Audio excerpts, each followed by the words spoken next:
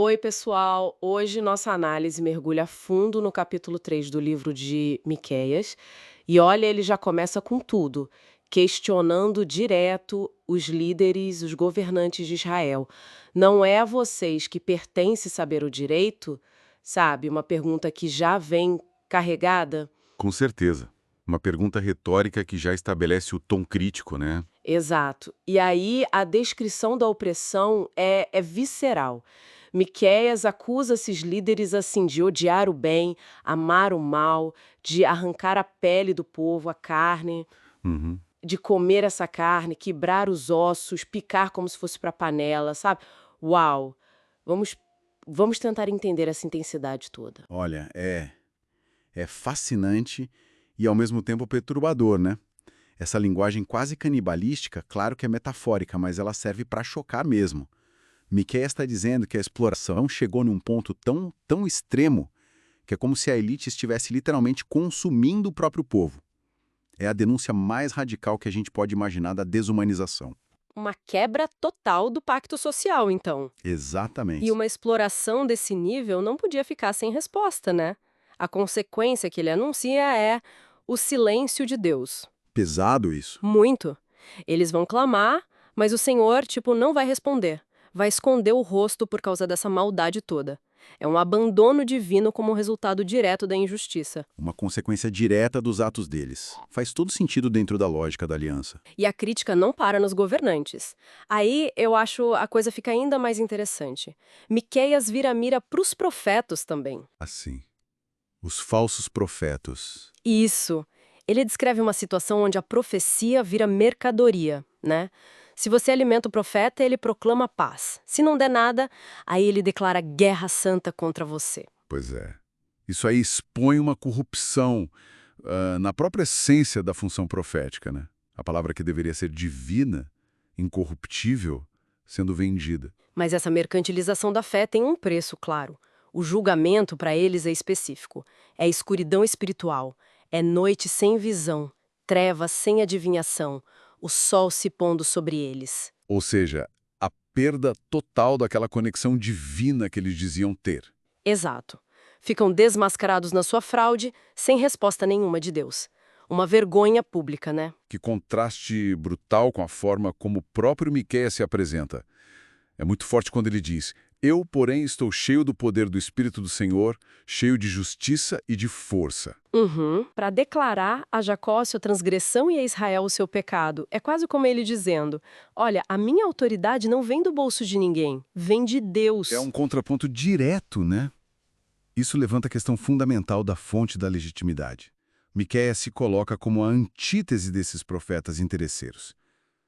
A autoridade dele não vem de status ou de pagamento, mas de uma capacitação divina clara para a tarefa mais ingrata: confrontar o poder, denunciar o pecado, principalmente o da elite. É a coragem que nasce da convicção, entende?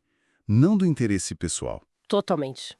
E ele volta a carga contra os líderes, né? Detalhando essa corrupção sistêmica. Diz que eles abominam o juízo e pervertem tudo que é direito. Sim. Que constroem Sião, a cidade santa, com sangue e Jerusalém com iniquidade. E aí ele especifica, né? Juízes julgando por suborno, sacerdotes ensinando por preço e os profetas adivinhando por dinheiro. É um sistema todo corrompido. E o ponto nevrálgico aqui, eu acho, é a perigosa autoilusão dessa elite. Se a gente conecta isso ao quadro geral, a gente vê líderes afundados na injustiça, mas que ainda assim se sentem seguros. Eles se apoiam na presença de Deus, no templo, e dizem: "Ah, não está o Senhor no meio de nós. Nenhum mal nos sobrevirá." Mas espera aí, essa confiança cega no templo, ela não ignora completamente a exigência de justiça que a própria fé deles pedia, né? É exatamente essa distorção que Miqueias está denunciando.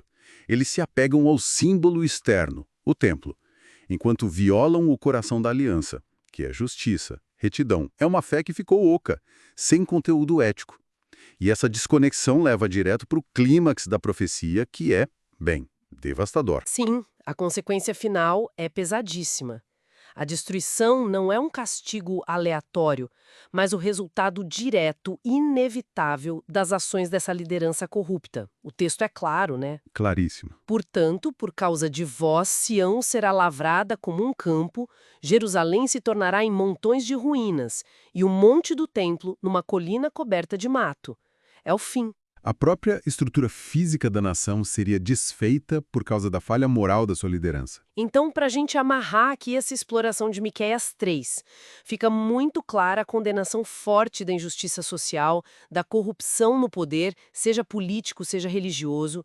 A gente viu o contraste gritante entre a profecia vendida e a profecia autêntica, corajosa, e a ideia de que a segurança baseada só em símbolo religioso, sem justiça na prática, é uma ilusão perigosa que leva à ruína. Precisamente. A mensagem é atemporal, né?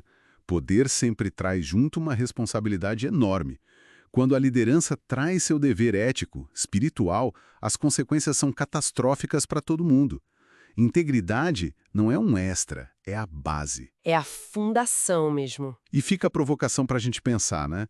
Até que ponto, nas nossas vidas, nas nossas áreas de influência, a confiança no nosso status, nas nossas afiliações, nos nossos símbolos de que está tudo bem, pode acabar cegando a gente para injustiças que a gente comete ou tolera. O que diferencia, na prática mesmo, uma fé que é genuína de uma presunção que acaba usando o sagrado como desculpa para ignorar a justiça no dia a dia? É algo para se pensar.